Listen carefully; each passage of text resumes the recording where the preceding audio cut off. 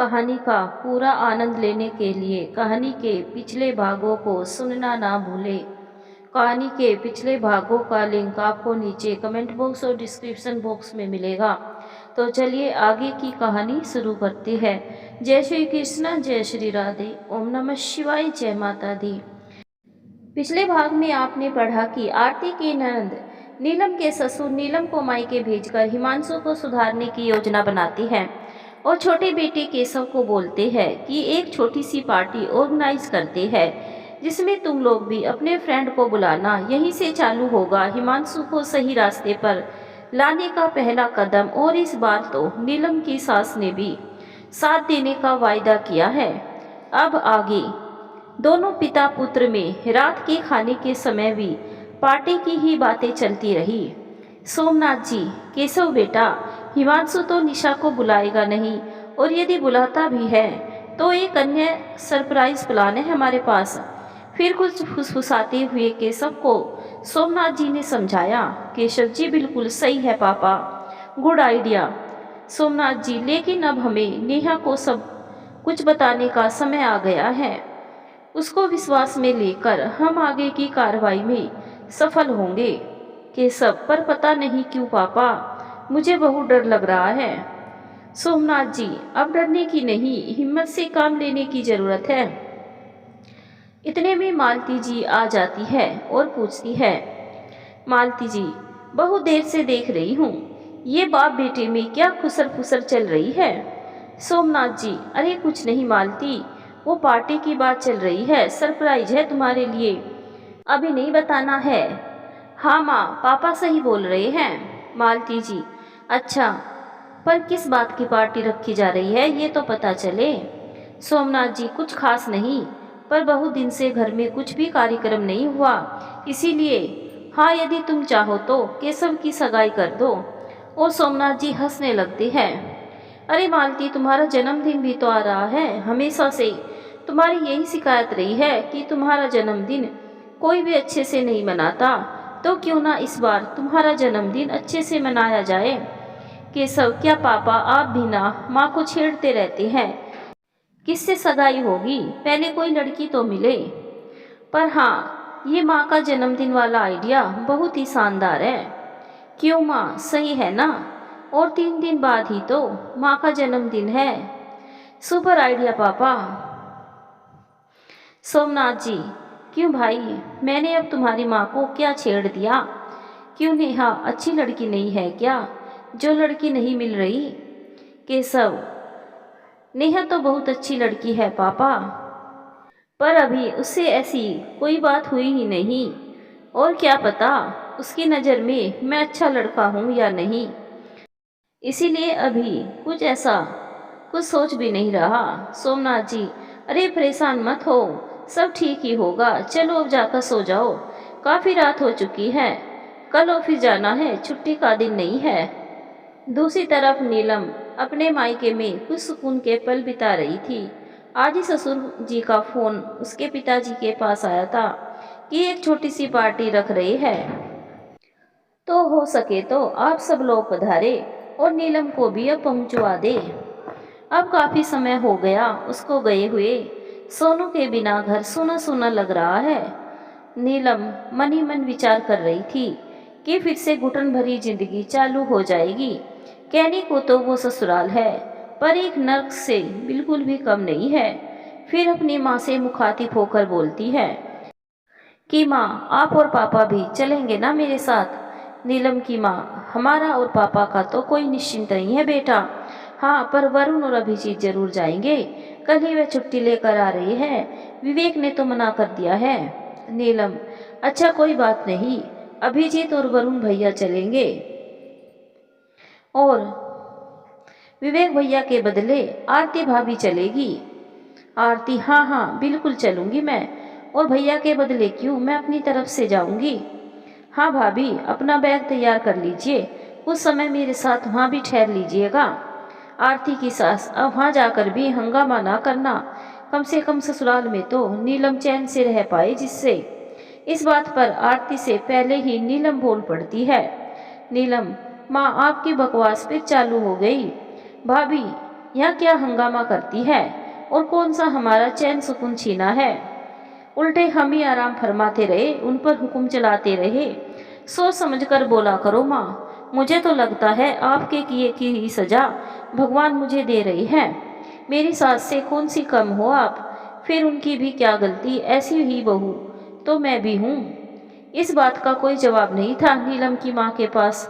सभी शांत थे। अब नीलम अपने ससुराल जाने की तैयारी करती है, साथ में उसकी भाभी आरती भी मदद करती है। बाजार जाकर दोनों ननद भाभी अच्छी सी साड़ियाँ खरीदती है, क्योंकि नीलम के ससुर ने कहा था कि छोटी सी पार्टी रखी है।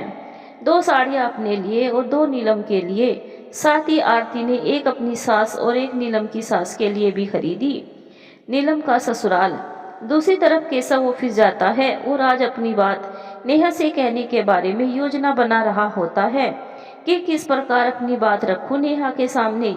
इतने में नेहा खुद सामने आ जाती है। नेहा, हेलो केशव। हेलो नेहा, अभी तुम्हारे बारे में ही सोच रहा था, कुछ जरूरी बात करनी थी तुमसे। हाँ बोलो केशव, क्या बात करनी है। अच्छा तुम ये बताओ, तुम मुझ पर कितना भरोसा करती हो। अपने आप से भी अधिक। पर तुम आज ऐसी बातें क्यों कर रहे हो, अभी तो तुम कोई जरूरी बात करने वाले थे ना। केशव, हाँ समझ लो, यह भी उस जरूरी बात का ही एक हिस्सा है। अरे भाई पहेलियां मत बुझाओ, जल्दी से बताओ बात क्या है, मुझे बहुत चिंता हो रही है। केशव, मुझे समझ ही तो नहीं आ रहा है कि कहाँ से शुरू करूँ। नेहा, अब मुझे पता ही नहीं चलेगा कि बात क्या है, तो मैं कैसे बताऊं कि कहाँ से शुरू करो या कहाँ पे ख़त्म। केशव, नेहा वो बात तुम्हारी दीदी और मेरे भैया को लेकर है। दरअसल मेरे भैया शादीशुदा है, बल्कि एक बच्चे के पिता भी है। मेरे भैया और भाभी में बनती नहीं है। शादी के तुरंत बाद से ही झगड़ा चल रहा है और भैया अपनी तलाश बाहर पूरी कर रहे हैं।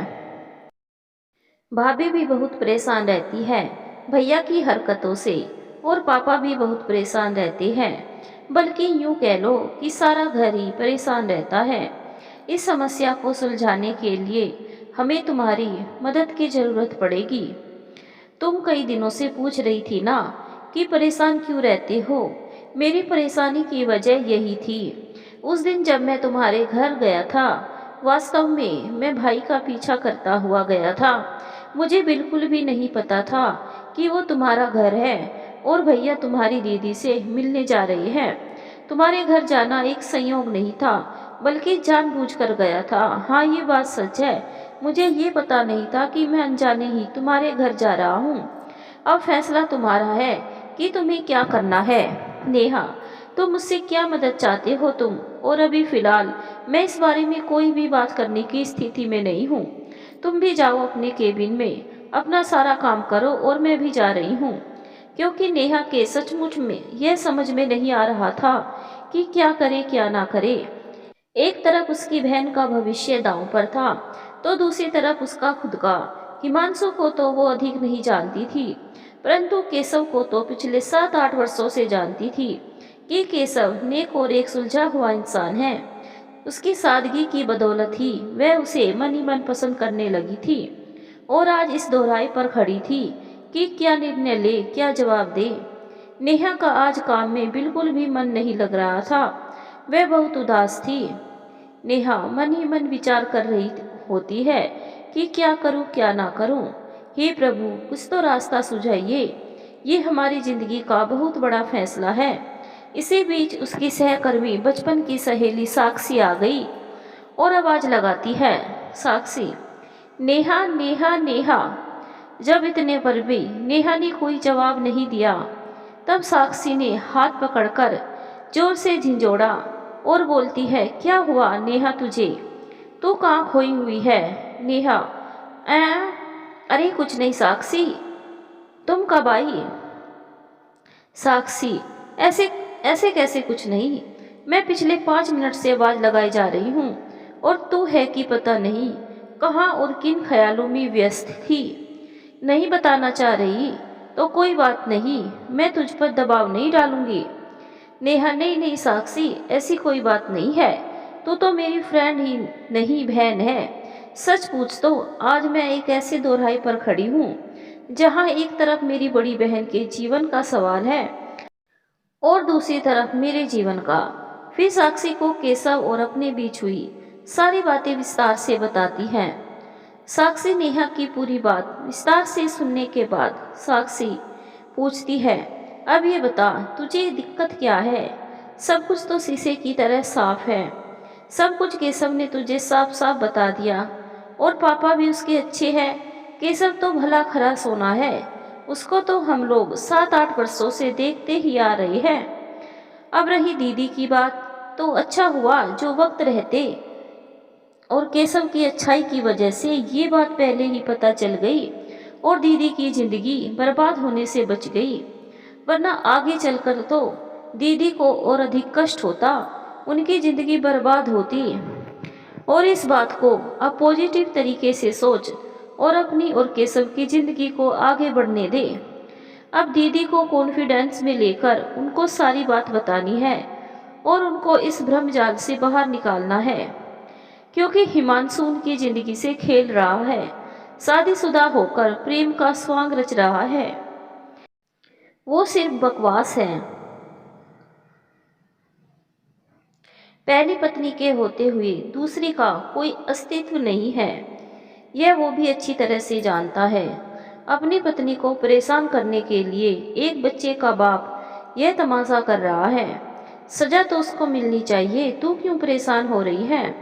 और इसमें तेरी दीदी का भी कोई कसूर नहीं है, वह भी जल्द ही इस बात को समझ जाएगी। और हाँ, एक और बात, मैं हमेशा तेरे साथ हूँ, बस जब भी जरूरत पड़े मुझे बुला लेना। अब मैं चलती हूँ, बहुत सारा काम है, मैं कुछ काम से ही आई थी, वो अब मैं भूल गई तेरा बल्ब जैसा मुंह लटका हुआ देखकर। और अब तू भी काम कर, केशव को मत खोना, बहुत अच्छा लड़का है वो। नेहा, थैंक्स साक्षी, तुमने आज मेरी बहुत बड़ी समस्या हल कर दी, वरना मैं तो कब से यही सोचकर परेशान थी। साक्षी बहन भी बोलती है और थैंक्स भी बोलती है और दोनों गले लग जाती है। फिर अलग होकर चल अब फटाफट अपने अपने काम में लगते हैं, वरना बॉस आज हम दोनों की अच्छे से बैंड बजा देंगे। साक्षी इतना बोलकर नेहा के केबिन से बाहर चली जाती है और नेहा भी अपने काम में लग जाती है। शाम होते ही सब अपने अपने काम में से वापस घरों को चलने लगते हैं। जाते जाते नेहा ने केशव से बस इतना ही कहा, केशव चिंता मत करना, हम तुम्हारे साथ हैं, बाकी बातें कल करूंगी, अभी समय बहुत हो रहा है, मुझे जल्दी घर जाना होगा, दीदी इंतजार कर रही होगी। हाँ, कल लंच साथ में ही करते हैं, वही सब बातें करेंगे, साक्षी भी साथ रहेगी। केशव, ठीक है नेहा, इतना बोलकर ही तुमने मेरे मन का बोझ हल्का कर दिया। सब एक दूसरे से गुड बाय करते हैं और अपने अपने घर की ओर निकल जाते हैं। केशव घर पहुंचते ही अपने पापा से बोलता है, पापा सुबह तो नेहा शॉक्ड हो गई थी जब मैंने भैया के बारे में सारी बातें उसे बताई और अपने केबिन में चली गई थी बिना कुछ जवाब दिए। लेकिन अभी शाम को यह बोलकर गई है कि चिंता मत करना केशव, हम तुम्हारे साथ हैं, कल लंच टाइम में अधिक बात करूंगी, अभी घर जाने के लिए देर हो रही है। सोमनाथ जी, देखो मैंने कहा था ना कि यदि समझदार लड़की हुई तो समझ जाएगी, इसका मतलब मेरी होने वाली बहू काफी समझदार है। केशव, पक्का पापा, आप बिना कुछ भी बोलते हैं और शर्मा कर अपने कमरे में चला जाता है। इस तरह केशव के मन में कुछ स्थिरता आई थी नेहा के सामान्य जवाब देने पर और काम में भी मन लगने लगा था। अगले दिन सुबह से ही नहाने के बाद नाश्ता किया और तैयार होकर गुनगुनाता हुआ ऑफिस के लिए निकलने लगा। सोमनाथ जी, केशव कौन सा गीत चल रहा है, मुझे भी बता दो, मैं भी तुम्हारी माँ को सुना दूंगा। केशव, कुछ नहीं पापा, मैं तो भजन गा रहा था, नहा धोकर कीर्तन करने का मन किया इसीलिए।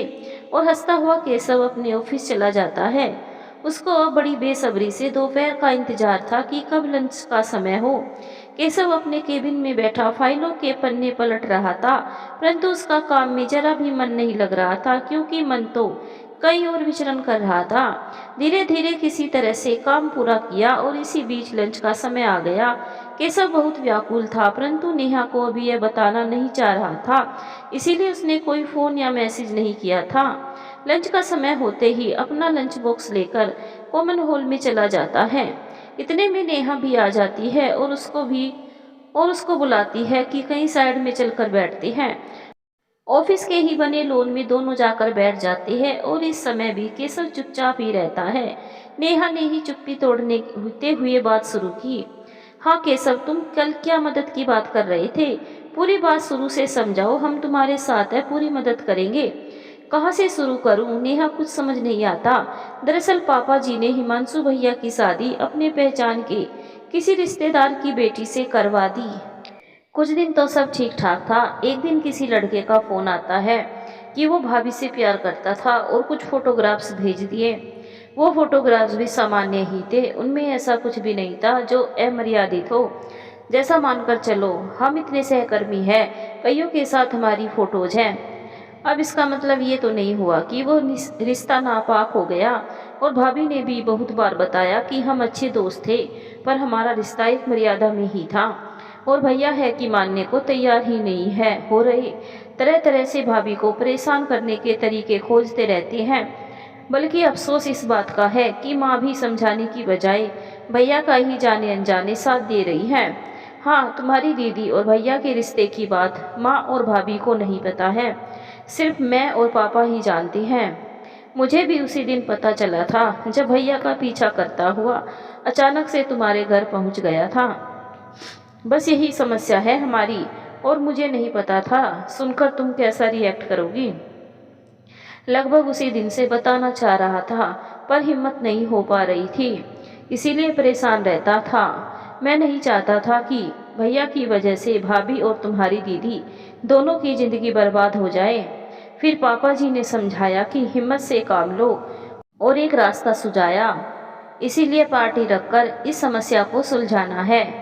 नेहा, ये तो समस्या हुई, पर इसका हल कैसे निकालना है? मुझे क्या करना होगा? और हाँ केशव, यह भी हो सकता है भाभी सच कह रही हो, या वो लड़का भी सच कह रहा हो, या ये भी हो सकता है एक तरफा प्यार रहा हो। हमें हर पहलू से सोचना होगा। हाँ, ये इतनी बड़ी बात भी नहीं है आज के समय में। यदि शादी के बाद की बात होती तब गलत था, शादी के पहले यह एक अतीत है। एक से बढ़कर एक गलतियां लोग कर जाती हैं। फिर भाभी तो यह बोल रही है कि सिर्फ दोस्त था, तो उन पर ही हमें विश्वास करना चाहिए, ना कि गैरों पर। केशव, हाँ नेहा, तुम्हारी सभी बातें सही हो सकती है, मैं भी इस बात को मानता हूँ, पर अभी एक पहलू को मानकर चलना है कि भाभी सही बोल रही हैं। और अपने पापा के बीच की सारी प्लानिंग नेहा को बता देता है। नेहा, अच्छा तो परसों का प्रोग्राम है आंटी जी के जन्मदिन पर। अब मैं तुम्हें एक काम बताती हूँ, तुम आज ही मुझे और दीदी को इनवाइट करने आओ, लेकिन हाँ, मेरे घर पहुँचने के 1 घंटे बाद आना। तब तक मैं हिमांशु जी के बारे में बात करूँगी दीदी से, कुछ कान भरूंगी, तब आसानी हो जाएगी भ्रम पैदा होने के लिए। और हाँ, अब चले हम लोग अपने अपने काम पर, कि अभी और कुछ कहना है? नहीं, अब कुछ नहीं कहना है, चलो अब चलते हैं। शाम तक दोनों अपने अपने काम निपटाकर अपने अपने घर चले जाती हैं। नेहा घर पहुंचते ही, दीदी आप आ गई, चलिए आप बैठिए, मैं चाय बनाती हूँ। फिर साथ में बैठकर चाय का आनंद लेते हैं। और मुझे आपसे कुछ बात भी करनी है। निशा, क्या बात है नेहा, कहीं प्यार व्यार तो नहीं हो गया मेरी छुटकी को? नेहा, अरे नहीं दीदी, ऐसा कुछ भी नहीं है। ये प्यार मोहब्बत बड़ी ही खतरनाक चीज है, ईश्वर बचाए इससे, तौबा तौबा। और नेहा चाय बनाकर हॉल में अपनी दीदी की बगल में सोफे पर बैठ जाती है। निशा, अभी तुम कुछ बात करने वाली थी ना? हाँ दीदी, कुछ खास नहीं है, मैं ही बताने वाली थी कि आज केशव इनविटेशन देने आएगा। परसों उसकी मम्मी का जन्मदिन है, तो शायद छोटी सी पार्टी रखी है। तो मैंने केशव से कहा था कि घर आकर निमंत्रण देना, वरना रात में दीदी अकेले नहीं जाने देती मुझे। पर क्या आपको हिमांशु जी ने नहीं बताया? निशा, अच्छा ये बात है, केशव के घर पार्टी में जाना है, इसीलिए चेक रही थी। हो हाँ, लेकिन हिमांशु ने तो मुझे कुछ नहीं बताया। निशा, हो सकता है काम के चलते भूल गए हो, अभी बता सकते हैं, अभी तो 2-3 दिन का समय है। इतने में दरवाजे की घंटी बजती है। नेहा उठकर दरवाज़ा खोलने चली जाती है। दरवाज़ा खोलते ही केशव सामने खड़ा होता है। केशव, हेलो नेहा। हेलो केशव, अंदर आओ अंदर आओ। और दोनों हॉल में आ जाते हैं जहां निशा बैठी हुई थी। नमस्ते दीदी, हाथ जोड़कर अभिवादन करता है। हेलो केशव, कैसे हो? आओ बैठो। ठीक हूँ दीदी, और दोनों बहनों के सामने वही सोफे पर बैठ जाता है। दीदी, मैं आप और नेहा को आमंत्रित करने आया था। परसों पापा ने एक छोटी सी पार्टी रखी है। हम दोनों भाइयों को भी बोले थे, अपने दोस्तों को भी बुला लेना। भाई ने तो आपको बोला ही होगा, पर ये मेरी तरफ से भी निमंत्रण है, आपको अवश्य पहुंचना है। निशा, हाँ केशव, हम जरूर आएंगे। केशव, अच्छा दीदी, अब इजाज़त दीजिए, अब मुझे निकलना होगा, अभी रास्ते में भी कुछ काम है। बाय नेहा, अब मैं निकलता हूँ। बाय केशव, और दरवाजे तक केशव को छोड़ने आती है। निशा इधर मनी मन सोचती है कि हिमांशु ने मुझे क्यों इनवाइट नहीं किया, आखिर क्या वजह हो सकती है। जब भी परिवार से मिलने मिलाने की बात होती है अक्सर टाल जाता है। आज 2 साल से अधिक हो गया हमारी जान पहचान और मुलाकात को, आखिर पार्टी में तो जाना ही पड़ेगा, पता तो चले कि बात क्या है। निशा के मन में हिमांशु के प्रति संदेह भर गया था, अतः वो केशव के आमंत्रित करने पर पार्टी में जाने को तैयार हो जाती है कि हिमांशु की सच्चाई जानने का इससे अच्छा मौका कोई नहीं मिलेगा। दूसरी तरफ आरती अपनी ननद की ससुराल जाने की तैयारी में कुछ पकवान बनाकर रख लेती है। कुछ कपड़े आदि सामान आरती के साथ ससुर व देवर के लिए थोड़ा अन्य कुछ सामान रखकर पैक करती है। पहली बार ननद के घर जा रही है तो खाली हाथ नहीं जाना चाहिए, ऐसा उसका मानना था। ये उसके पिताजी के सिद्धांतों में से एक था कि यदि कहीं जा रही है तो उस घर के बच्चों के लिए थोड़ा बहुत खाने पीने का सामान अवश्य ले जाना चाहिए, और पहली बार जा रहे हैं तो उस घर के सदस्यों के लिए यथाशक्ति उपहार ले जाए। पूरी तैयारी करने के बाद चलने की बारी आ जाती है। नीलम, बेटा सोनू, छोटा भाई अभिजीत और वरुण और बड़ी भाभी आरती ट्रेन में बैठ जाती है। नीलम के माता पिता आकर स्टेशन तक छोड़ जाती है। नीलम के ससुराल में पार्टी की तैयारी जोर शोर से चालू हो जाती है। पूरा घर शाम की पार्टी की तैयारियों में व्यस्त था। केशव और उसके पिताजी कुछ आपस में गुफ्तगू कर लेते थे, जिसे हिमांशु और मालती जी बिल्कुल ही अनजान थे। जैसे जैसे समय बीतता जा रहा था वैसे वैसे व्यस्तता बढ़ती जा रही थी।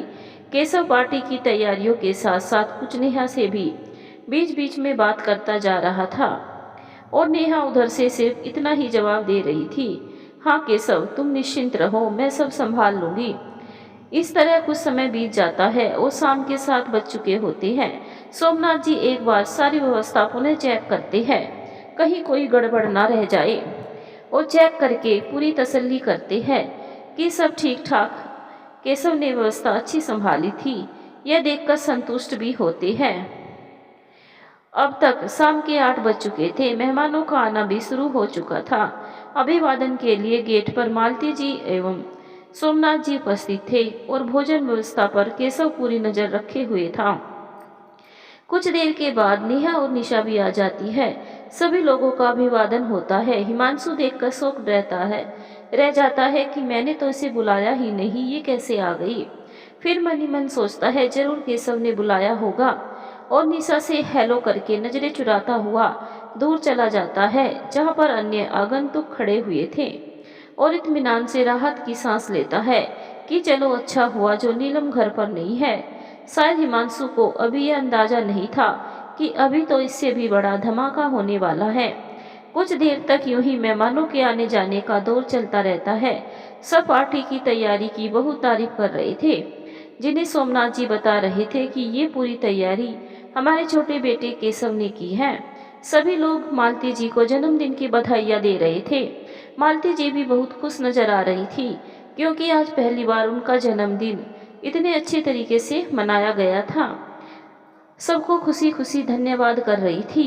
कुछ चिर परिचित मेहमानों ने सोमनाथ जी से पूछा कि आपकी बहू कहीं नजर नहीं आ रही है, जिनको सोमनाथ जी ने बताया कि बस पहुंचती ही होगी, उसकी ट्रेन थोड़ा लेट हो गई थी। दरअसल पिछले महीने मायके गई थी, आज ही वापस आ रही है। उसके भाई और भाभी भी साथ आ रही हैं। ये बात हिमांशु थोड़ा दूर खड़े होने के कारण नहीं सुन पाया था। निशा भी थोड़ा दूर खड़ी थी तो वो भी नहीं सुन पाई थी, क्योंकि हिमांशु ने अपने अन्य दोस्तों को बुलाया था, सिर्फ निशा को ही नहीं बुलाया था। निशा उन्हीं सब दोस्तों के पास गपशप करती हुई खड़ी थी, हिमांशु की असलियत से बिल्कुल ही अनजान। लेकिन नेहा और केशव थोड़ा सोमनाथ जी के करीब थे तो पूरी बात सुन चुके थे और भगवान से मन ही मन प्रार्थना भी कर रहे थे कि नीलम जल्दी से जल्दी घर पहुंच जाए। और शायद भगवान ने उनकी सुन भी ली। 5 मिनट के बाद ही नीलम अपने बेटे और भाई भाभी के साथ घर में प्रवेश करती है। केशव दरवाजे पर पहुंचकर उनका सामान पिक करता है और काम वालों को सामान उनके कमरे में ले जाने को बोलता है। इतने में सोमनाथ जी लपक कर आगे बढ़ते हैं और वरुण की गोद से सोनू को लेकर सब आगंतुकों की और मुखातिब होकर परिचय कराते हैं कि ये है मेरा पोता सोनू और ये है हमारी बड़ी बहू नीलम। फिर बात को आगे बढ़ाते हुए आरती और अभिषेक और वरुण का परिचय करवाती है कि ये हमारी बड़ी बहू के छोटे भाई व बड़ी भाभी है। नीलम, आरती, अभिजीत और वरुण भी सबसे अभिवादन करते हैं। यह बात जब निशा ने सुनी तब उसको काटो तो खून नहीं जैसी हालत हो गई थी। लगता था यहीं बेहोश होकर गिर जाएगी। और अब हिमांशु की असलियत भी समझ चुकी थी कि उसने पार्टी में क्यों आमंत्रित नहीं किया और परिवार से मिलाने की बात पर क्यों बहाने बनाकर टाल जाता था। इधर नेहा और केशव निशा और हिमांशु की पूरी गतिविधि पर नजर बनाए हुए थे। हर परिस्थिति के लिए पूरी तरह से चौकस भी थे। हिमांशु के ऊपर तो जैसे बम ही फट गया था। ना वो कुछ बोल पा रहा था, न ही कहीं भाग पा रहा था। सबको बातों में उलझा हुआ देखकर उसने मौके का फायदा उठाकर वहां से खिसक लेना ही उचित समझा और एक तरफ घर में ही बने गार्डन की तरफ चला जाता है। उसके पीछे से निशा भी वहां पहुंच जाती है और कुछ बोले बिना उसके सामने खड़ी हो जाती है। तब हिमांशु हड़बड़ाता हुआ बोलता है, निशा तुम। निशा ने कुछ बोले बिना हिमांशु के गाल पर एक जोरदार थप्पड़ मार दिया। अब हिमांशु के पास कोई जवाब तो था नहीं, परंतु सफाई में कहने लगा, मैं तुमको सब कुछ बताने वाला था और मैं अपनी पत्नी से तलाक भी लेने वाला था। निशा जोर से चिल्लाती है, जस्ट सेट अप, तुम बच्चे से भी तलाक लेने वाले थे। शर्म नहीं आती तुम्हें? अब एक शब्द भी आगे मत बोलना वरना मुझसे बुरा कोई नहीं होगा। इतने में केशव और नेहा भी पीछे से आ जाती है और दोनों ने इनकी पूरी बातें भी सुन ली थी। निशा रोती हुई घर को निकलने लगती है। इतने में नेहा भी पीछे से जाती है केशव को बोलकर कि हम बाद में मिलते हैं, अभी दीदी के साथ मुझे जाना होगा। पीछे से हिमांशु चिल्लाता रह जाता है, निशा निशा निशा। आगे क्या होगा जानने के लिए चैनल को सब्सक्राइब करें और वीडियो को एक लाइक जरूर करें। धन्यवाद दोस्तों।